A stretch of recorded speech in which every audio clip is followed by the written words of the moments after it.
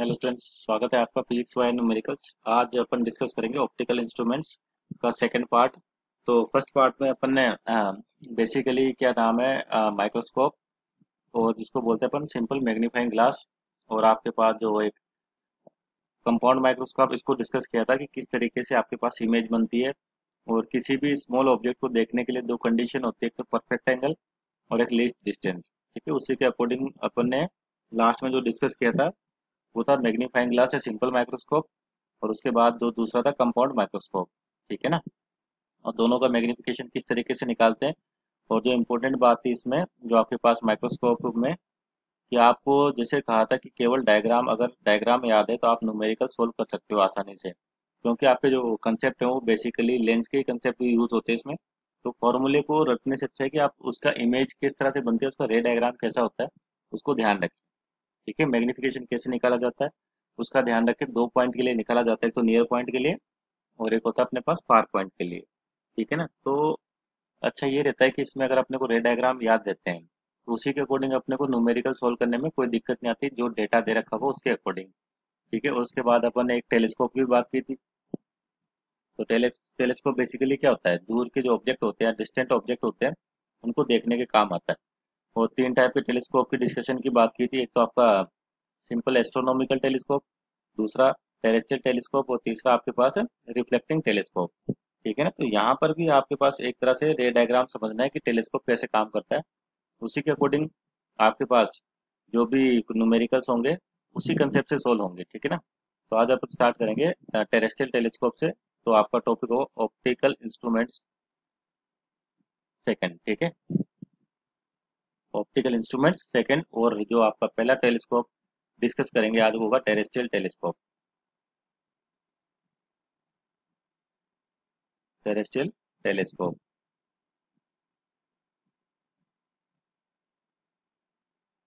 ठीक है।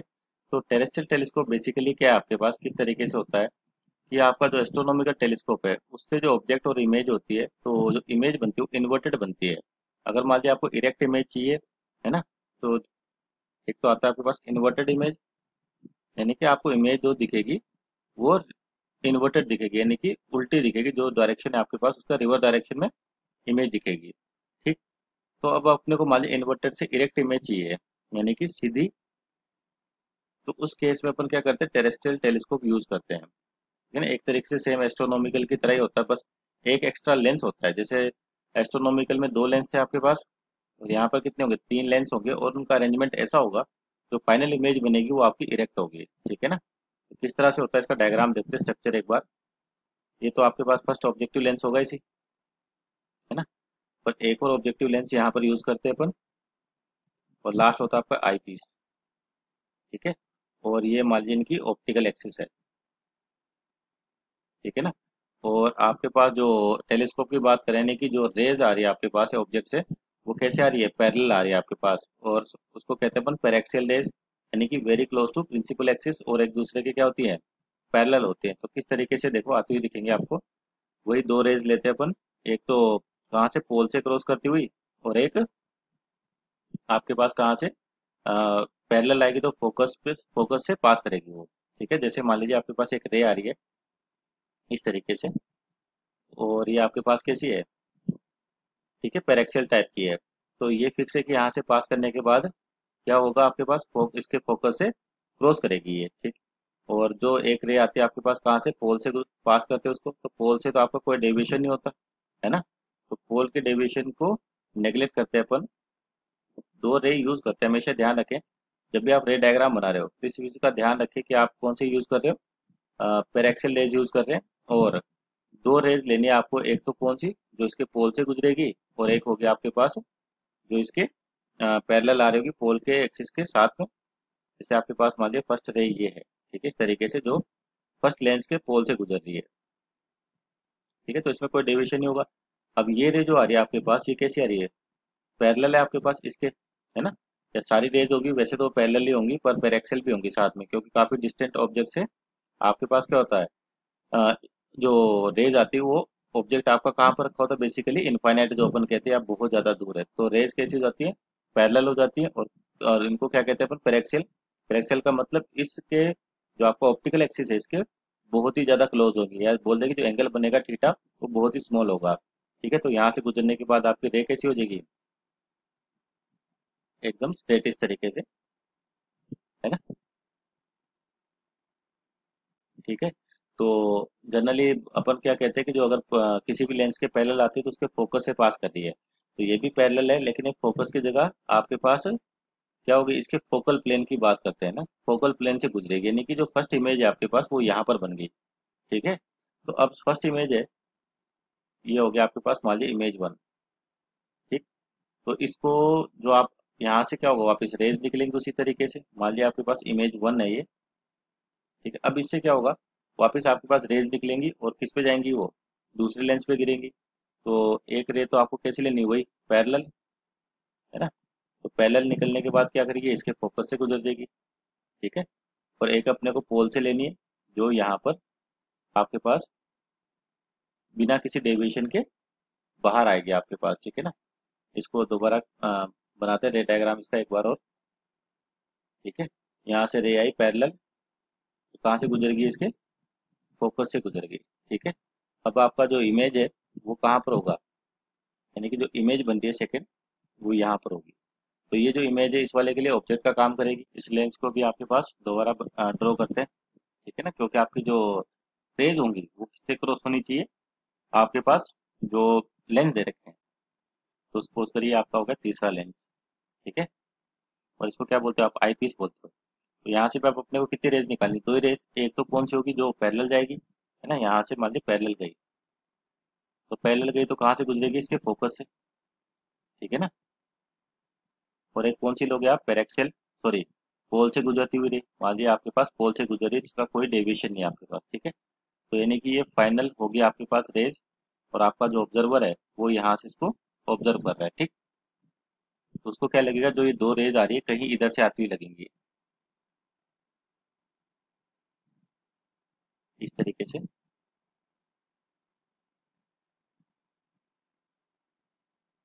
ना, और आगे जाके कहीं ना कहीं मिलेंगी, यानी कि यहाँ पर इमेज बनेगी। ठीक, तो और इस डिस्टेंस को क्या बोलते हैं अपन, लीस्ट डिस्टेंस या डी। ठीक है ना, तो ये बेसिक रे डायग्राम है आपके पास किसका, टेरेस्ट्रियल टेलीस्कोप का। तो इसमें हुआ क्या, बस आपके पास जो इमेज पहले कैसी थी, इन्वर्टेड थी, इस बार इमेज कैसी बनेगी आपके पास, इरेक्ट बनेगी, यानी कि जो फाइनल इमेज है ना, वो इस तरीके से यहाँ से यहाँ तक। अब हो सकता है इमेज आपके आगे बने, है ना, ये सिंपल एक रे डायग्राम है रिप्रेजेंट करने के लिए। तो इस तरह से आपके पास रे डायग्राम होता है इसके लिए, टेरेस्ट्रियल टेलीस्कोप के लिए, जो आपकी इमेज है वो इरेक्ट बनती है ना। तो रे डायग्राम ध्यान से बनाए आप, इंपॉर्टेंट यही रहता है इसके अंदर। और कैसे बनाना आपको बता रखा है कि रेज एक तो पोल से गुजारनी है जो बिना किसी डेविएशन के निकलेगी, और रेज आती है कौन सी होती है, पैरेक्सियल।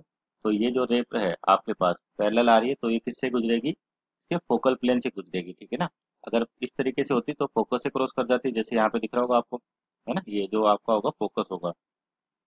तो वापस ये फर्स्ट इमेज बनी, ये वापस इसके लिए ऑब्जेक्ट का काम करेगी, तो यानी कि रे यहाँ गई, है ना, जैसे ये पैरेलल तो इसके फोकस से पास कर देगी, यानी कि इसको बोल देते हैं अपन F2। ठीक है, ये मान लीजिए लेंस वन है, और कौन सा लेंस होगा, वही कन्वेक्स लेंस, इसका फोकल F1, तो इसका फोकल बोल दिया अपन F2, और इसका आई पीस है, इसका फोकल FE। तो ये कितना होगा, FE पॉइंट होगा, है ना। तो अब आपके पास ये दूसरी इमेज बन गई, किससे, लेंस टू से। ठीक है, अब उसके बाद वापस दो रे लेनी, एक तो पैरेलल और एक पोल से गुजरती हुई, तो आपके पास इस तरीके से ये इसका रे डायग्राम है सिंपल। ठीक है ना, तो आपकी जो इमेज बन रही है वो कैसी बन रही है, इरेक्ट बन रही है। तो इसमें बेसिकली जो ये लेंस है, इस लेंस का क्या यूज रहता है कि आपकी इमेज को इरेक्ट बना देता है। ठीक है ना, और सबसे इम्पोर्टेंट बात कि जो इमेज बनती है, मान लीजिए जिसकी हाइट h है, तो इसकी भी हाइट कितनी रहती है, h रहती है। ठीक है, ये केवल क्या करता है, आपके पास कोई मैग्निफिकेशन नहीं देता है लेंस, सपोज करिए इसकी हाइट h है ना, तो जो इससे गुजरने के बाद इमेज बनेगी उसकी हाइट भी कितनी है, h, मीन्स ये केवल इमेज की डायरेक्शन को बदलता है। ठीक है ना, तो इसका क्या मतलब होगा आपके पास, जो ऐसा कब होता है कि जब आपका ऑब्जेक्ट कहाँ रखा हो, सेंटर ऑफ कर्वेचर पर, क्योंकि जो अगर सेंटर ऑफ कर्वेचर पे होगा ऑब्जेक्ट तो सेम टू सेम इमेज आपके पास बन जाती है। तो यानी कि अगर ये पॉइंट देखें, तो ये पॉइंट इस लेंस के लिए कैसे बिहेव करना चाहिए, सेंटर ऑफ कर्वेचर पॉइंट की तरह। और जो आपका सेंटर ऑफ कर्वेचर होता है टू टाइम होता है फोकस के, ठीक है, 2f2। तो अगर ये यहाँ से यहाँ तक आपके पास 2f2 है, ठीक है, सेंटर ऑफ कर्वेचर है यहाँ से यहाँ तक, उसी तरीके से आपके पास ये जो इमेज बन रही है I2, ये भी यहाँ से कितनी दूरी पे होगी, 2f2 पे होगी। ठीक है ना, सेंटर ऑफ कर्वेचर पे होगी वापस, क्योंकि सेंटर ऑफ कर्वेचर पर अगर ऑब्जेक्ट होता तो इमेज भी सेंटर ऑफ कर्वेचर पे बनती है, उसका कोई मैग्निफिकेशन नहीं आता। तो यानी कि इस लेंस का बेसिक वर्क क्या है कि इमेज को रिवर्स कर देता है ये। ठीक है ना। तो आपके पास जो फॉर्मूले या जो भी मैग्निफिकेशन अपन किसके लिए निकालते हैं, एस्ट्रोनॉमिकल टेलीस्कोप के लिए, सेम उसी तरीके से होंगे। क्यों? क्योंकि इसकी वजह से तो कोई फर्क ही नहीं पड़ रहा मैग्निफिकेशन में, है ना, केवल क्या करा है, इमेज की डायरेक्शन को बदलता है। तो इसके मैग्निफिकेशन में भी आपके पास जो लिखे तो किस किस की वजह से होगा, एक तो आपके पास जो ऑब्जेक्टिव लेंस है, इसको क्या बोलते हो आप, ऑब्जेक्टिव लेंस। ठीक है ना। तो जो ऑब्जेक्टिव लेंस है इसकी वजह से मैग्निफिकेशन आएगा। और कौन सा मैग्निफिकेशन आता है ऑब्जेक्टिव की वजह से, लीनियर। ठीक है ना, ऑब्जेक्टिव लेंस। तो एम ऑब्जेक्टिव इंटू एम आई पीस, जो आपका पुराना फॉर्मूला था वही काम आता है यहाँ पे। ठीक है। और ऑब्जेक्टिव कैसे निकालते हो आप, वी बटे यू से, देखिए V naught upon U naught. और ये कितना होता है आई पीस का, आपके पास 1 + d/f, या फिर d/f अगर नियर पॉइंट और फार पॉइंट की बात करते तो, अगर नियर पॉइंट होगा तो 1 + d/f।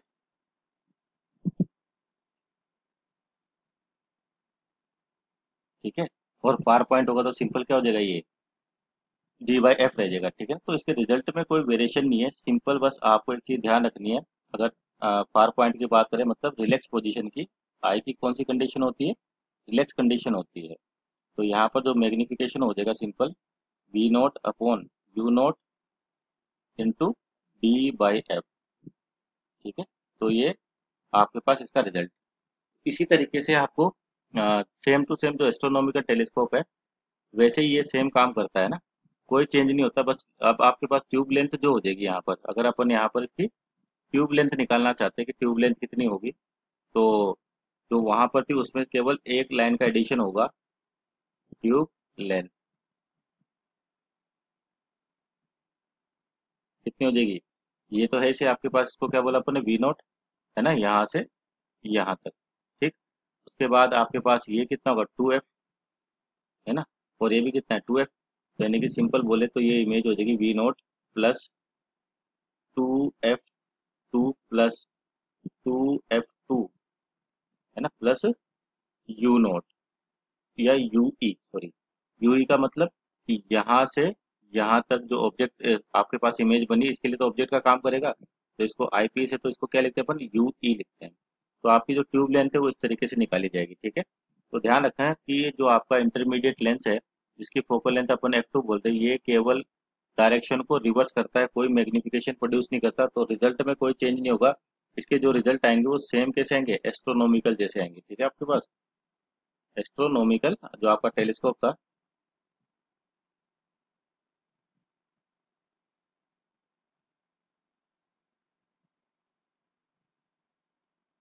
ठीक है, सेम रिजल्ट आते हैं आपके पास ऐसे ही। ओके। ठीक है। तो ध्यान रखना ये आपके पास क्या कहलाता है, आई पीस। ठीक है, जो लास्ट अपन ने उस पर डिस्कस किया था, आई पीस। और ये आपके पास कौन से है, कॉन्वेक्स लेंस है दो, है ना। ठीक है। और ध्यान रखना अगर इनफाइनाइट पे रखिए तो वी नोट की वैल्यू को आप एफ नोट भी ले सकते हो या f1 भी ले सकते हो। अगर नहीं रखी आपके पास इनफाइनाइट पे, जैसे पिछले लेक्चर में न्यूमेरिकल डिस्कस किया था कि 200 सेंटीमीटर है, तो उस केस में आप वी नोट की वैल्यू निकाल सकते हो ना।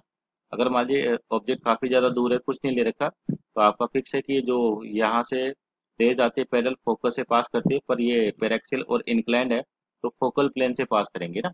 तो वैल्यू तो किसके बराबर होगी, इसके फोकस के बराबर ही होगी, और ऑब्जेक्ट आपके पास इन्फिनिटी पर है। ठीक है, व्यू सॉरी।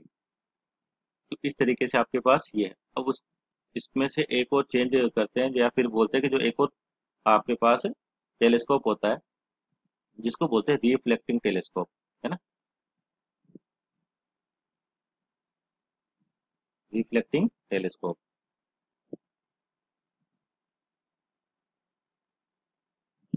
ये कैसे काम करता है आपके पास रिफ्लेक्टिंग टेलीस्कोप, तो रिफ्लेक्टिंग टेलीस्कोप होता है आपके पास बेसिकली सेम होता है एस्ट्रोनॉमिकल टेलीस्कोप जैसे ही, एस्ट्रोनॉमिकल टेलीस्कोप।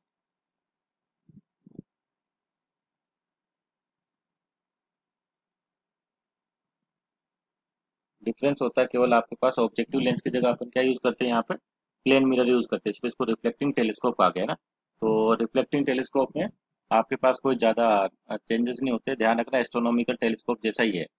और कुछ इंपॉर्टेंट बातें जो आपको ध्यान रखनी चाहिए या पूछी जाती है, जो या तो वेव ऑप्टिक्स के अंदर वो टॉपिक होता है आपके पास कौन सा, रिजोल्विंग पावर का। ठीक है ना, तो यहाँ पर भी रिजोल्विंग पावर की भी चर्चा करें थोड़ी सी। तो ये ध्यान रखें रिजोल्विंग पावर क्या होती है आपके पास, किसके लिए, टेलीस्कोप के लिए और आपका कंपाउंड माइक्रोस्कोप है, उन दोनों के लिए। तो ये रिजोल्विंग पावर भी ध्यान रखें, जिसको शॉर्टकट में अपन आरपी कहते हैं। ये होती है आपके पास, अगर टेलीस्कोप की बात करें तो 1 बाय ये सॉरी D/1.22 लेमडा। ठीक है। और इस फॉर्मूले को ध्यान भी रखें, आपके पास है ना, ये भी काफ़ी यूज आता है, न्यूमेरिकल्स आते हैं डायरेक्ट इतने से रिजल्ट से आपके पास। और वैसी तरीके से नोट डाल के लिखे, जैसे अपन ने कंपाउंड माइक्रोस्कोप के लिए नहीं लिखा था, तो कंपाउंड माइक्रोस्कोप है उसके लिए भी जो रिजोल्विंग पावर है यहाँ लिख लेते हैं ना, माइक्रोस्कोप के लिए।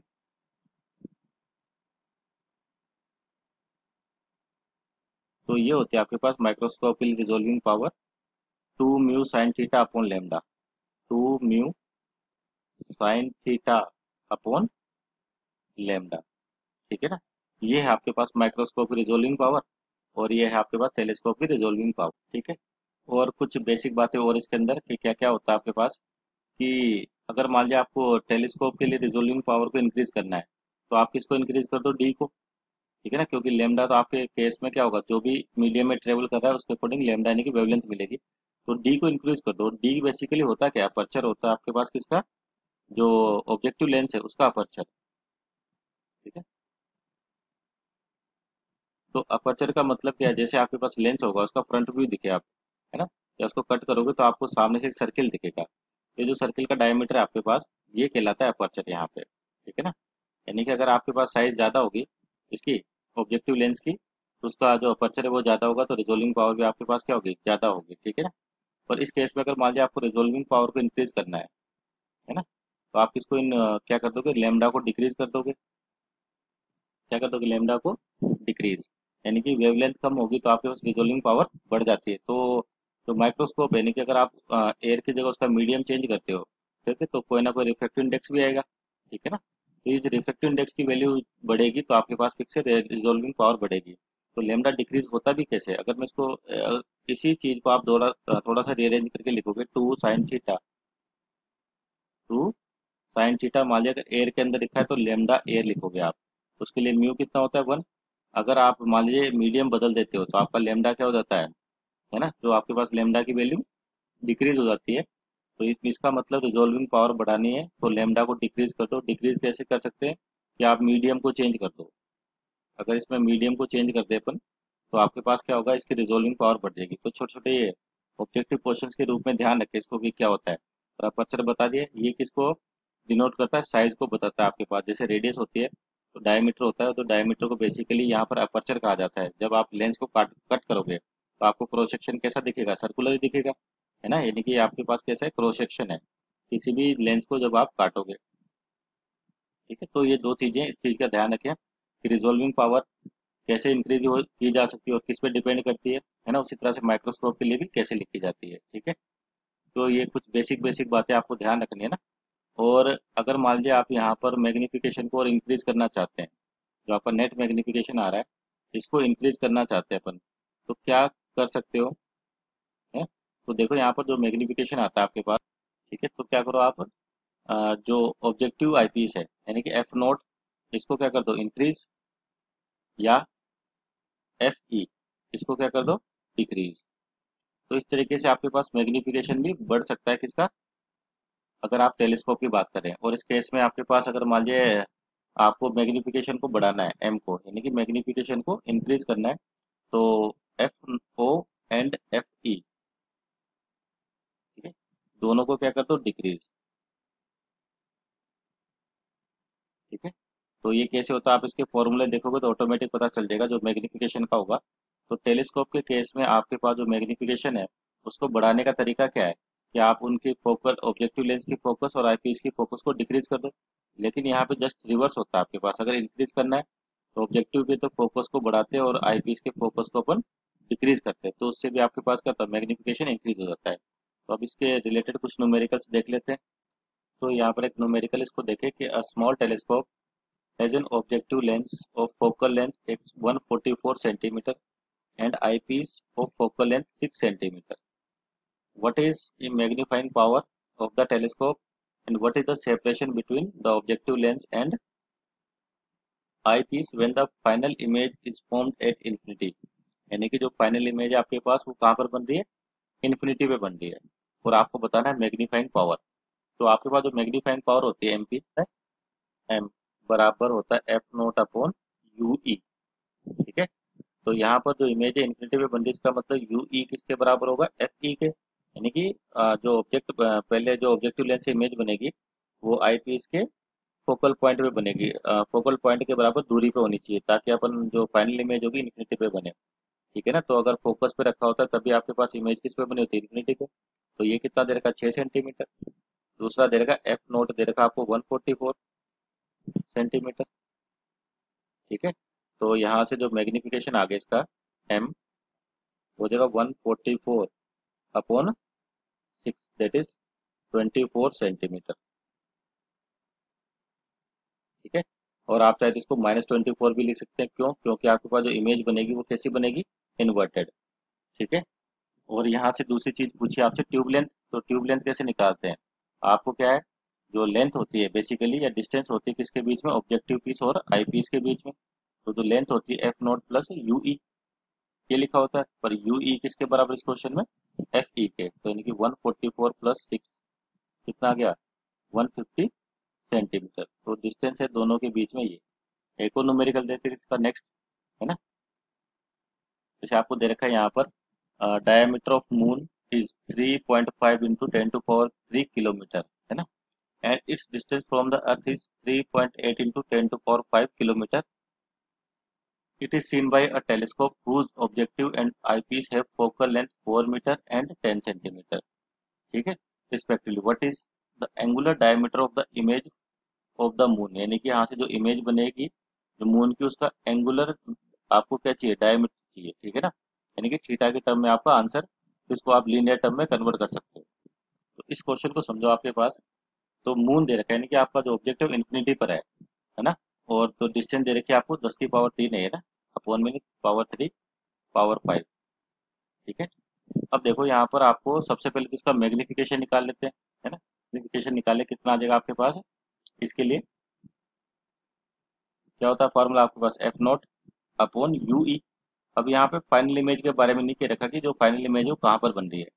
ठीक है ना, तो ऐसी कंडीशंस आती है तो ध्यान रखना, आपको फाइनल इमेज को इन्फिनिटी पे बना के चलना है, यानी कि एफ नॉट अपॉन एफ ई होना चाहिए। ठीक है ना, क्योंकि आपको कंडीशन नहीं दे रखी है ना, और लेकिन आई पीस का फोकल दे दिया, इसका मतलब आपकी जो इमेज है, यानी कि आप बोल दे आई की कौन सी पोजीशन होगी, रिलैक्स पोजीशन होगी।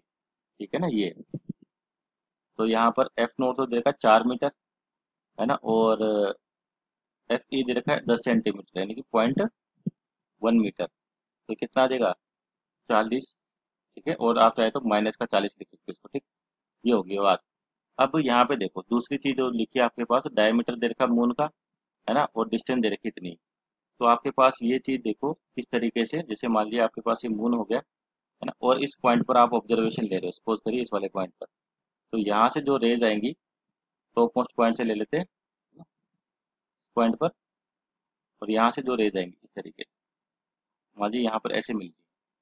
ठीक, और आपके पास इसका डायमीटर गिवन है आपको, ठीक है, और डिस्टेंस भी गिवन है। डिस्टेंस है आपके पास 3.8 इंटू 10⁵ किलोमीटर। ठीक है ना, और इसका डायमीटर गिवन है मून का आपको 3.5 इंटू 10⁻³ किलोमीटर। तो ये किलोमीटर में दोनों तो चेंज करने की कोई जरूरत नहीं आपके पास। अब यहाँ पर जो होगा आपके पास, ये डिस्टेंस काफी ज्यादा होती है, तो यानी कि जो भी एंगल बनेगा थीटा, ये स्मॉल होगा आपके पास। हम और हमेशा ही होगा जब भी ऐसे क्वेश्चन आते हैं, थीटा को स्मॉल लेके चलना है।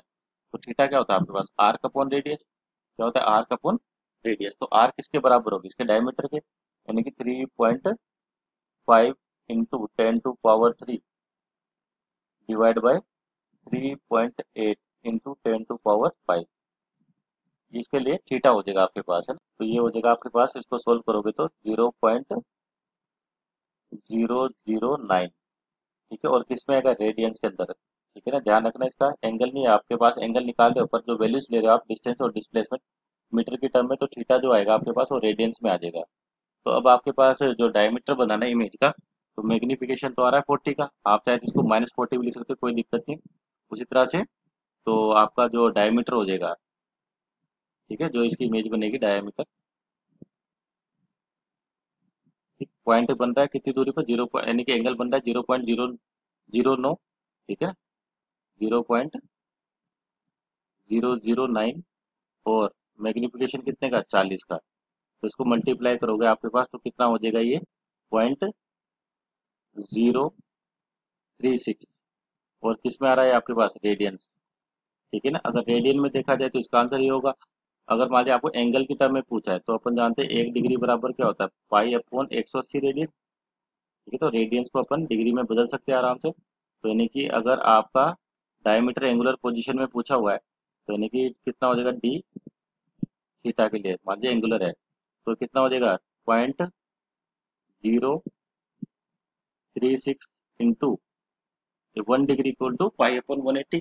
तो 1 रेडियन इक्वल टू क्या हो जाएगा, 180 अपॉन पाई, तो यानी कि 180 divide by pi, that is 3.14, ठीक है। तो इसको सोल्व करोगे आप, तो कुछ ये पॉइंट और पॉइंट कैंसिल आउट हो जाएंगे और ये जीरो भी खत्म हो जाएगा आपके पास। तो जो आएगा अप्रोक्सीमेटली 21 डिग्री, ठीक है ना। तो ये दो आंसर हो गया आपके पास। अगर लीनियर टर्म में पूछा है तो क्या होगा आपके पास आंसर, या रेडियंस की टर्म में पूछा तो 0.09 रेडियंस, और अगर आपके पास मान लिया एंगल की टर्म में पूछा है तो आपके पास आएगा 21 डिग्री अप्रोक्स। तो इस तरीके से ध्यान रखें, डायमीटर वगैरह के जब भी क्वेश्चन आते हैं आपको ये प्रोसेस फॉलो करना होता है, ठीक है। तो जो मेन थ्योरी है उसी से रिलेटेड अपने को न्यूमेरिकल्स यानी कि ज़्यादा जो चीज़ें दे रखी है उसके अकॉर्डिंग ही सोल्व करें, तो आपको ये जो एंगल वगैरह ऐसे क्वेश्चन जो आते जाते हैं, थीटा हमेशा स्मॉल होगा क्योंकि डिस्टेंस काफ़ी ज़्यादा है आपके पास, है ना। एक और न्यूमेरिकल देखते हैं, तो आप इस क्वेश्चन को देखिए क्या दिखा है, telescope consisting of an objective of focal length 60 centimeter and a single lens eyepiece of focal length 5 centimeter is focused at a distant object in such a way that parallel rays emerge from the eyepiece. ठीक है, if the object subtends an angle 2 degree at the objective, then find the angular width of the image. तो इस बार देखो आपको इसी तरह का question है पर थोड़ा सा लैंग्वेज में चेंज कर रखा है, और समझते देखो क्या क्या गिवन है। सबसे पहले इंपॉर्टेंट बात ये होती है कि आपको गिवन क्या है। तो टेलीस्कोप इसका फोकल दे रखा है आपको ऑब्जेक्टिव का 60 सेंटीमीटर, और जो आई पीस है उसके लिए दे रखा है आपको 5 सेंटीमीटर, है ना। और देखो यहाँ पे लिखा है कि जो एट जो आपके पास eye piece of focal length 5 centimetre is focused at a distant object, यानी कि ऑब्जेक्ट आपका काफी ज्यादा दूर है, in such a way that parallel rays emerge from the eye piece, है ना, emerge from the eye piece, यानी कि जो आई पीस से रेज निकल रही है वो लगभग लगभग कैसी है, पैरेलल होगी आपके पास, यानी कि paraxial rays. If the object subtends an angle 2 degree, यानी कि ऑब्जेक्ट आपका 2 डिग्री है कहाँ पर, objective, at the objective, then find the angular width of image, यानी कि जो इमेज बन रही है उसकी एंगुलर विड्थ निकालनी है। तो आपको एंगल दे रखा है कितना, 2 डिग्री, और कहाँ पर बन रहा है, ये ऑब्जेक्टिव पे बनता है आपके पास। तो इसको देखो, है ना, इस न्यूमेरिकल के लिए एक बार वापस डायग्राम को याद करोगे अगर आप, तो पहले तो आपके पास क्या होता है, एक ऑब्जेक्टिव होता है और यहाँ पे आई पीस, ठीक है ना, ये तो क्या ऑब्जेक्टिव और ये हो गया आई पीस। इस बार जो आई पीस है उससे जो रेज निकल रही है पैरेलल, और कितना एंगल सबटेंड करती है, 2 डिग्री, है ना। तो इसका इसका सेंस क्या होगा कि आपकी जो रेज आ रही थी, पहले या डायग्राम को देखोगे यहाँ से, ठीक है, इस तरीके से रे निकल रही थी, और यहाँ से ये, ठीक। तो ये जो एंगल दे रखा है आपको, ये तो अनडेविएटेड है इसी, तो ये एक तो ये एंगल, उतना ही एंगल ये होगा आपके पास, ठीक है ना। उसके बाद रेज यहाँ जाती है और इधर फोकस से पास, और एक आप यहाँ से लेते हैं इस तरीके से, तो ये एंगल, तो दो एंगल है आपके पास, एक तो ये और एक ये, है ना। यहाँ पे जो 2 डिग्री दे रखा है अपने को, वो इंपॉर्टेंट चीज है कि यहाँ पे समझे कि एंगल जो दे रखे है उसका क्या मतलब निकलता है, ठीक है। तो ये तो दे रखा है 2 डिग्री, और ये अपने को बताना कितना होगा। तो अपन जानते हैं जो मैग्निफिकेशन आता है यहाँ पे, वो अगर एंगुलर की टर्म में देखें तो आपके पास क्या आता है, थीटा डैश अपॉन थीटा, ये लिखते थे थीटा डैश अपॉन थीटा, जहाँ पे थीटा डैश तो आपके पास ये वाला एंगल है ना, और ये थीटा आपके पास, और ये 2 डिग्री दे रखा है, और magnification theta dash upon theta, और सोल्व करते हैं तो आता है F E upon, sorry F naught upon f e, ठीक।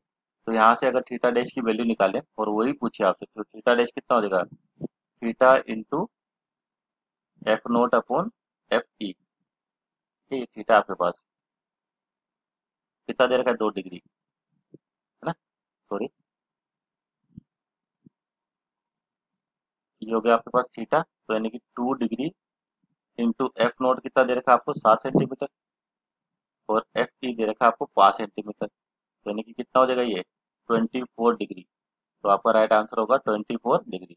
तो इस तरीके से ये जो चीजें हैं, है ना, अगर आपको रे डायग्राम याद है तो कोई दिक्कत नहीं होती, इसलिए हमेशा ही जब भी टेलीस्कोप या बोले कोई भी ऑप्टिकल इंस्ट्रूमेंट है उसको न्यूमेरिकल्स आते हैं तो आपको इमेज क्लियर होनी चाहिए कि आपकी इमेज कैसे बनती है, उसमें रे डायग्राम कैसा होता है।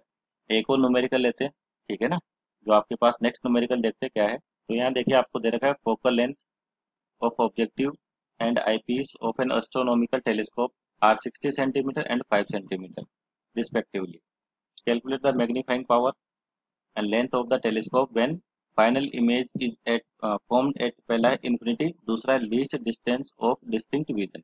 तो दोनों केस दे रखे अपने को।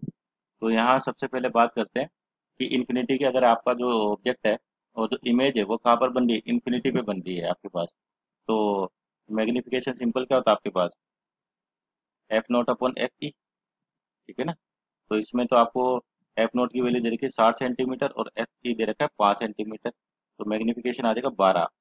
और आप चाहे तो -12 लिख सकते हैं ना, -12, क्योंकि जो इमेज बनेगी आपके पास इन्वर्टेड बनेगी, ठीक है। तो इसमें कंफ्यूज ना हो, -12 की +12, तो ऑप्शन मिलेगा या तो आपको 12 का मिलेगा, है ना, अगर -12 लिखा हुआ तो फिर आपको 12 नहीं मिलेगा, या फिर मैग्नीट्यूड लिखा होगा तब आपके पास प्लस का लिखा रहेगा, इस चीज़ का ध्यान रखना, है ना, प्लस माइनस खास करके। उसके बाद जो दूसरा आपके पास है, ठीक है, कहाँ अगर इन्फिनिटी पे बनती है तो मैग्निफिकेशन तो आ रहा है 12, तो मैग्नीफाइंग पावर तो होगी आपके पास किसके लिए, इन्फिनिटी। आ गया आपका -12 और ट्यूब लेंथ निकालनी है, ठीक है ना।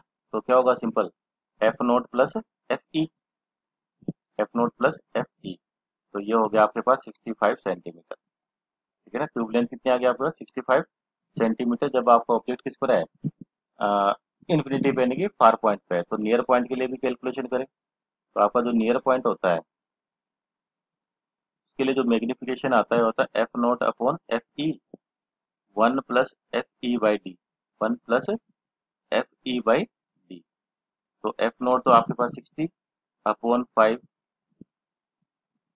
ठीक है, 1 + 25, सॉरी, एफ ई कितना है 5, है ना, तो 5/25, 5/25, ठीक है। तो ये कितना हो गया, 6/25, यानी कि 60/5 इंटू, ये हो जाएगा आपके पास टोटल 1/5, तो यानी कि 6/5, ठीक है। जब एल आपको 1 कैंसिल आउट करोगे तो 1/5 बचेगा, एलसीएम आएगा 5, ठीक है। तो 5 + 1 6, यानी कि 6/5, ये आपका क्या है, मैग्निफिकेशन है टोटल। तो इसको सोल्व करोगे आप तो लगभग लगभग आपके पास हो जाएगा ये तो कितने टाइम चल गया, 12, ठीक है ना। तो 12 × 6, तो ये आपका हो जाएगा, डिवाइड करें इसको और, तो क्या मिलेगा, ये आ जाएगा अप्रोक्सीमेट आपके पास 14.4, ठीक है। और वो कैसा होगा, नेगेटिव होगा आपके पास ये भी। तो मैग्निफिकेशन आ गया। अब ट्यूब लेंथ निकालनी है आपको, तो ट्यूब लेंथ क्या होगी आपके पास, f naught plus u e, ठीक है। तो यानी कि आपके पास यू ई नहीं है, तो पहले यू ई निकालना पड़ेगा, तो किससे निकालोगे, लेंस फॉर्मूले से, आई पीस के लिए लेंस फॉर्मूला, ठीक है। तो 1/V -1/U is equal to क्या होगा, 1/F, ठीक। तो ये आई के लिए यूज करेंगे अपन, क्योंकि अपने को यू ई निकालना है, तो यानी कि हो जाएगा 1/U ई, इसको इधर ले जाते हैं माइनस का तो प्लस का, और इधर आ जाएगा तो ये माइनस का हो जाएगा, तो 1/BE, ठीक है, -1/F।